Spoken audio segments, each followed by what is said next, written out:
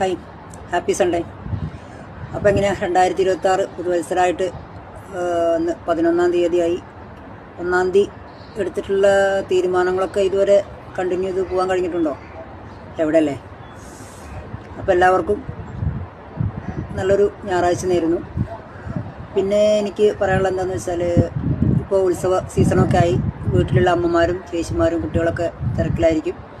ഇനിയിപ്പോൾ അമ്പലങ്ങളിലൊക്കെ കളികളും പരിപാടികളൊക്കെ ആയിട്ട് മുന്നോട്ട് പോകാനുള്ള തിരക്കിലായിരിക്കും. പ്രാക്ടീസും കാര്യങ്ങളൊക്കെ ആയിട്ടായിരിക്കും. എനിക്കറിയുന്ന ഒരുപാട് ആളുകൾ ഇപ്പോൾ തിരക്കിലാണ്.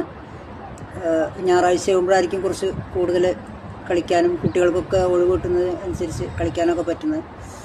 അപ്പോൾ എനിക്കിതിലൊരു സങ്കടം എന്താണെന്ന് വെച്ചാൽ, എനിക്കറിയുന്ന 1-2 ഭാഗത്തുള്ള ആൾക്കാർ ഇപ്പോൾ അങ്ങനെ കളിക്കേണ്ട ടൈം വന്നപ്പോൾ അവർ കളിക്കുന്നില്ല എന്നുള്ളൊരു ഇത് കിട്ടി.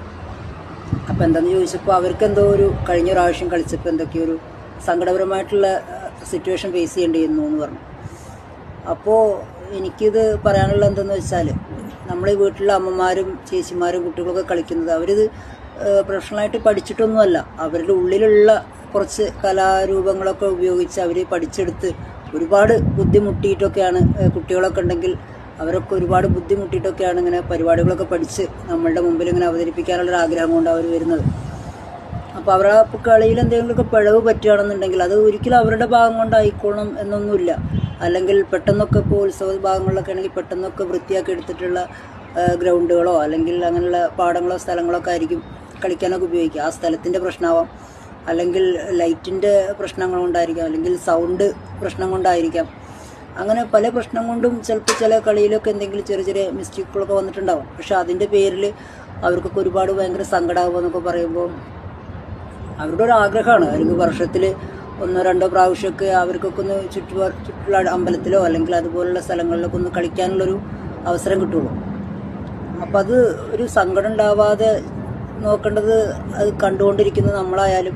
അതിനെക്കുറിച്ച് ആരെങ്കിലും അഭിപ്രായങ്ങൾ പറയുകയാണെങ്കിൽ കുഴപ്പങ്ങളുണ്ടാവാം, ചെറിയ ചെറിയ പ്രശ്നങ്ങളോ കാര്യങ്ങളൊക്കെ ഉണ്ടാവാം. അതൊന്നും സങ്കടമില്ലാത്ത രീതിയിലേക്ക് പറഞ്ഞ് അവരെ മുന്നോട്ട് കൊണ്ടുപോകേണ്ടത് നമ്മളൊക്കെയാണ്. അപ്പോൾ അങ്ങനെ കേട്ടപ്പോൾ എന്തോ ഒരു സങ്കടം തോന്നി. അപ്പോൾ ഒന്ന് പറയാമെന്ന് വിചാരിച്ചിട്ടാണ്.